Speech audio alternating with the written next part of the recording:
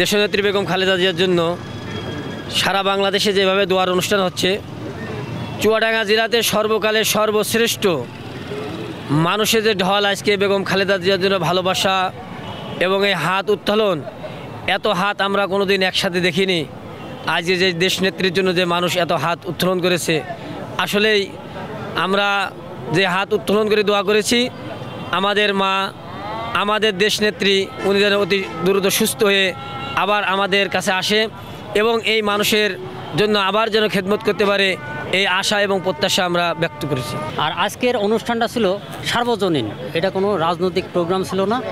এবং চুয়াডাঙ্গার ইতিহাসে আমার মনে হয় এটাই প্রথম যে সর্বজন মানে স্বপ্রণোদিত হয়ে এখানে উপস্থিত হয়ে যে একজন নেত্রীর জন্য এখানে সবাই উপস্থিত ছিল। শুধু বিএনপির নেত্রী না, বাংলাদেশের একজন নেত্রী বা জনগণের নেত্রী, জনগণের নেতা, তার রোগ মুক্তি কামনার জন্য আমরা মনে করি যে আল্লাহ আমাদের দোয়াকে কবুল করবেন এবং বেগম খালেদা জিয়াকে আবার জনগণের মাঝে ফিরিয়ে নিয়ে আসবেন।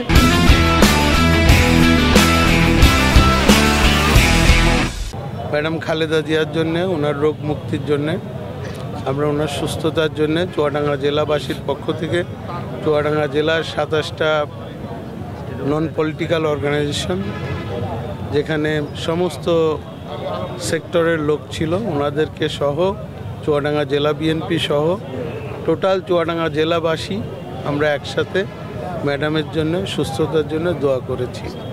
তা আমার মনে হয় আপনারা নিজেরাও দেখেছেন যে লোক সমাগম এবং মানুষের যে আবেগ ম্যাডাম খালেদা জিয়ার জন্যে চুয়াডাঙ্গা জেলাবাসীর কাছে এটা একটা মাইল ফলক হয়ে থাকবে আমি মনে করি।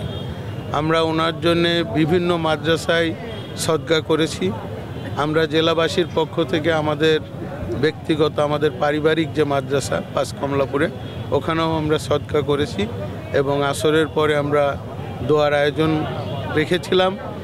আসর এবং মাগরিবের মাঝখানে দোয়া কবুলের সময় আপনারা দেখেছেন হাজার হাজার মানুষ চোখের পানি ছেড়ে দিয়ে তাদের মায়ের জন্যে তথা দেশনেত্রী ম্যাডাম খালেদা জিয়ার জন্যে সবাই নিজের মা মনে করে ওনার জন্য চোখের পানি ভাসিয়েছেন। এখানে প্রায় 200-250 কোরআনে হাফেজ ছিল, মৌলানা, মুফতি, শাইখুল হাদিস, তাবলিগ, সমস্ত কওমিয়া মাদ্রাসার আলেম ওলামারা ছিল।